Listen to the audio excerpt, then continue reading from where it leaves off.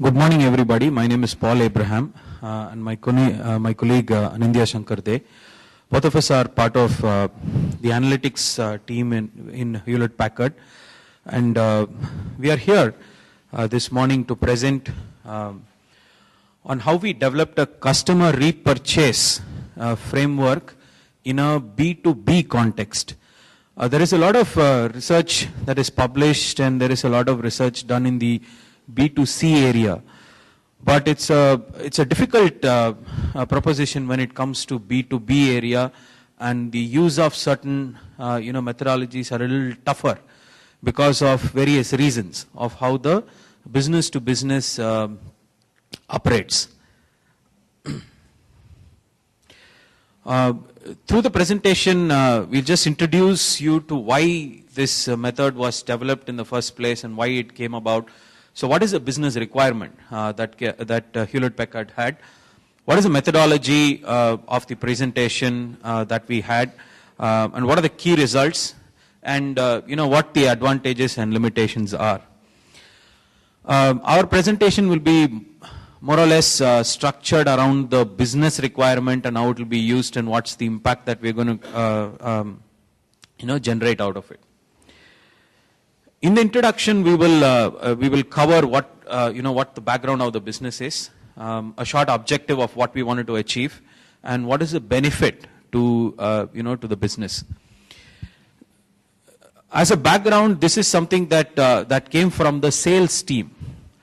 Basically, certain the B2B sales area, the primary driver is basically their sales compensation because of the large number of deals and the money they make.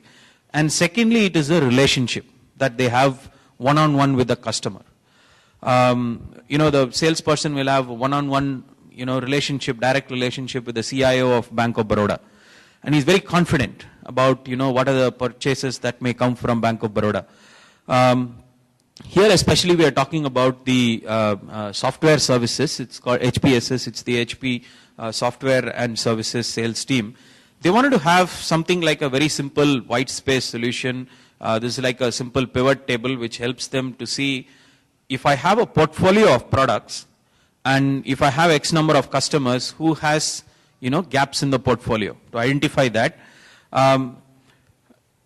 We already have a certain addressable affinity model as part of this product. See, in the retail space, there is a lot of these affinity models that are created to identify and to see what products you need to place next to the other. But in a B2B scenario or in a technical product, it's a little difficult a proposition to have, because only with certain type of software can another type of software be purchased. Based on the technology environment of two different banks, two different types of software can be sold. One size does not fit all. And then, it is easier to target an existing customer base because it's more costlier to win a new bid with the customer than making State Bank of India buy more from you. The objective was to develop an algorithm that will help assign certain propensity scores to a particular customer on the probability that they will transact with us and what they will probably purchase from the software division. And this will go to the sales, and based on that they will try and start engaging conversations with the customers in a more proactive manner. So the benefit is basically a three-pronged approach where I will tell them, you have 100 odd customers in India, your portfolio is about 15 products. Here are the gaps that you need to sell to show the power of the sales of your portfolio, so that the business can target them. And to add to that, the strength or the power of the analysis is that it will prioritize by saying, A, B, and C customers, high priority and high probability that they can buy this, maximum number of dollars, and maximum number of sales compensation, so that it drives the salesperson to go and use that particular analysis. So moving on to the methodology we followed over here, we have around 84 months of data. So I'm talking about exact figures. I will talk about in an empirical way. So we have a time period in hand of 0 to capital T, what we say over here. And we divide the time period in some discrete time points. On our case, it was months. What we do over here is at every time point, we are counting how many times the company has transacted with us. So usually in B2C context, what happens, people can purchase in every particular day. That doesn't, and in generally purchase one or two products. But when in a B2B context, people purchase in a bulk in every order. So we are seeing how many orders they have placed with us in every time point.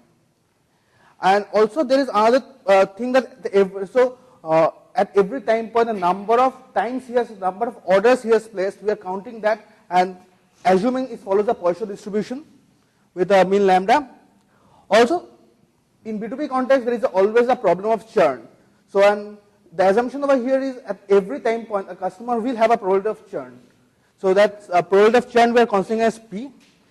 Now next, there is basically two assumptions specific to B2B context. In B2C context, people think he needs the product, he goes into a shop or anywhere, he just buys the product. But in B2B context, before his first transaction, customer usually starts interacting with the seller. So but the time point when a customer starts with the interacting with the seller is usually not known. So we are assuming a time point tau naught between his first purchase, that's the T naught, and between the time frame we are starting, where the customer is starting interacting with HP. And also after his last transaction, which we have noted as TX, after that, a customer doesn't usually, so if he doesn't buy for 1 month, we cannot tell him he's a churn customer. There should be an appropriate time point after, if the customer has not purchased, even after that time point, we can call it as a churn customer. But that time point, exact time point is also unknown. So that's another latent parameter we have called R, which is between the customer's last purchase and the final time point we are looking at.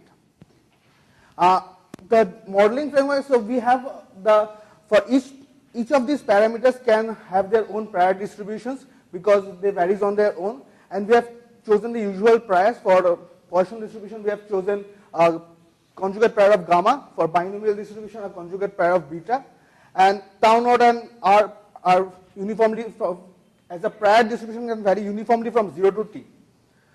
We have computed the posterior distribution, but which is a bit tough to handle. The entire posterior distribution is so large, so we have to resort to MCMC, and we have used Gibbs sampler simulation technique to calculate these various parameters. So what will be the probability of a customer purchasing from us from the next 6 months? Say, so it will be basically he has not purchased, he has not churned from HP. The probability of not churning from HP multiplied by probability he will buy at least one product in the next 6 months, which will be coming down to 1 minus P into 1 minus e to the power minus 6 lambda. Moving on to the key results, we often after applying this methodology, of all the actual purchasers, we have captured 72% of them very correctly. A lift chart shows that the first 40% capturing almost 77% of our customers. The model has a concordance score of 76%, which can be considered as very good. The major important thing is here the key characteristics of the model. When you see in a B2B context, a customer who is important, so if we look at the next 1 year, then suppose customer A is important to customer B, so a customer A might have a higher probability of buying from us in the next 1 year, while customer B is lower than customer A. But if we shift the time frame to 1 year to 2 year, it might be the scenario customer B is becoming more important. It might happen. A customer who has more need is important in the first purchase, first 1 year, but if you want to target 2 years, a second customer is coming as important. And this is a unique characteristic of a model that has been captured here. We have estimated for 1 year and the next 2 years. The rank correlation shows to be a 0.82, suggesting what we say is kind of correct, but the model is not way off. With conclusion on advantages and limitations, what we have here. So basically, in B2B context, firmographics data is not always available. Mostly in APJ region, firmographic data is very not easy to get. So we have used only transaction history of a customer. There is no other variables needed. Only depending on how much he has transacted with us, we have gone forward and tried to model them. And as it's only one variable, random fluctuations, data is not affecting it much, so sudden changes will not occur. And in case of many other methodologies at RFN and all, we tend to bucket customers and say this is the higher bucket, this is the lower bucket. But here each individual customer is going through the modeling process, each individual customer is having a score. Also the forward-looking solution is relative ranking of customers changes on their propensity score by shifting of the time frame. Though it has started with one problem, we were trying to address one of the problem, the methodology we developed can be applied to any other business unit. So it's not only a solution to this particular problem, this was developed as a solution to all problems of similar nature. The major limitation is a bit complex model. You have to basically entirely write the entire modeling code and all. It's not just a black box, you will get it. Sometimes external factors influences repeat purchase behavior of customer like recession all, and that cannot be captured, but those are one of the time problem. It can't be automated. We can't make this into a tool because it needs human intervention and human thinking power where to stop. And also we need substantial computing power for large data sets. So in a nutshell, this is what the modeling exercise is done.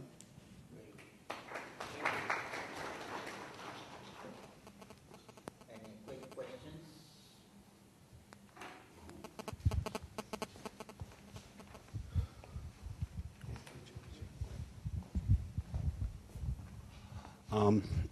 B2B sales typically are not, let's say, brand oriented, not necessarily you'll finally be the best brand gets access to the customer, right?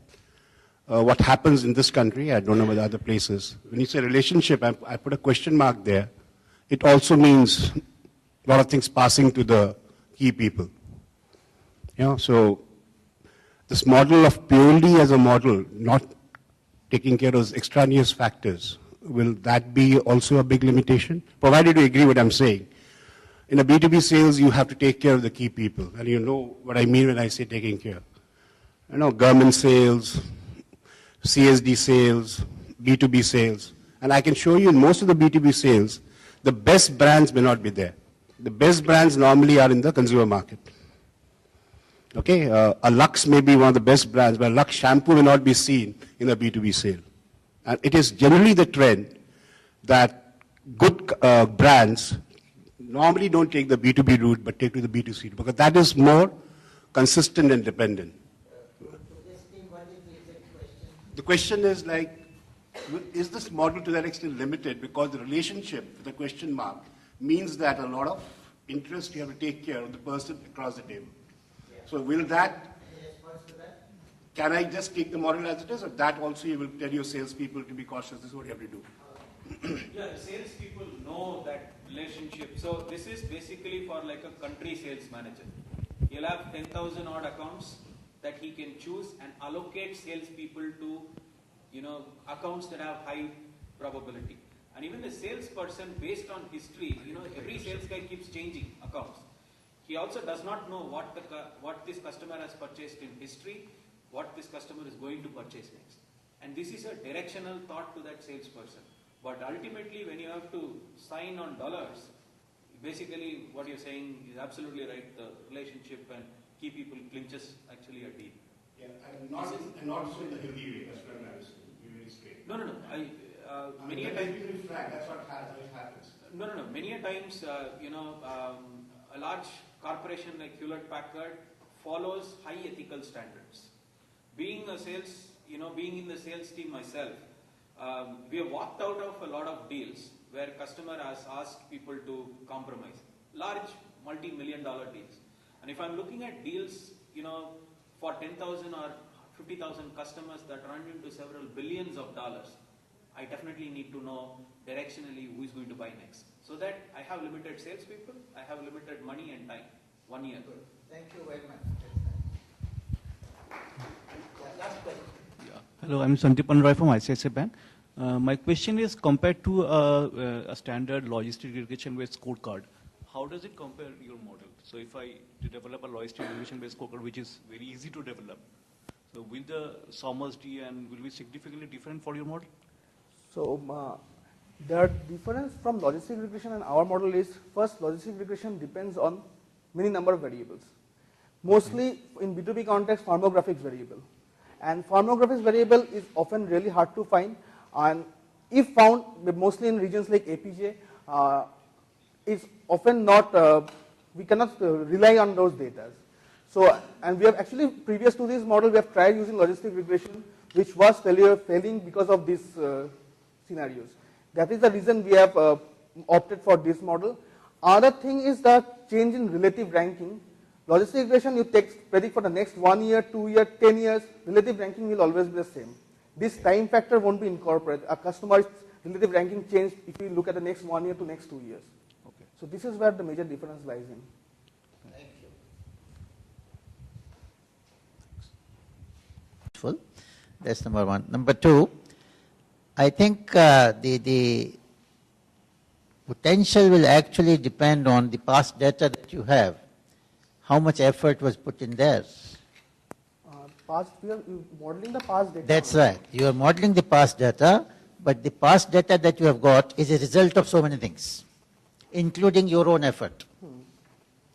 Now that is not getting reflected. What it actually implies, therefore, is you are assuming similar kind of effort and similar kinds of conditions will exist in future. And you don't really know what those conditions are. And so it might be a good idea to particularize this model to different kind of conditions and different kinds of effort levels that you have ended up putting in the past. Thank you very much.